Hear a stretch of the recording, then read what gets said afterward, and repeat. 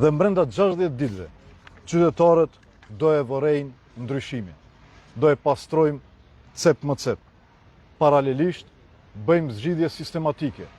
Themelojmë ndërmarrjen e re të komunës për higjenë komunale me 120 punësuar të uniformuar që do e ndojnë çajirin në rajone dhe siç kam thënë, punën e parë, njerëzit e parë që do i shohin qytetarët kur dalin mëngjes për në punë, do i shohin punëtorët e higjienës komunale të çajirit duke pastruar komunën e tyre.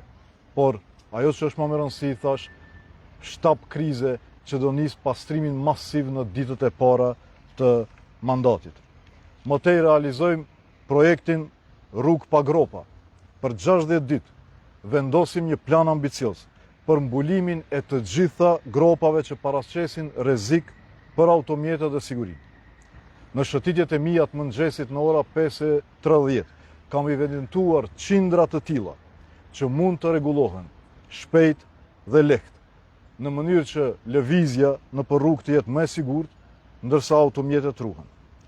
Përveç kësaj, në 60 ditët e para, do të rinovojmë të gjithë sinjalizimin vertikal dhe horizontal në për rrugët e çajirit, për të rritur sigurinë e shoferëve dhe komësorëve dhe për të vendosur rregull të vërtetë në komunikacion.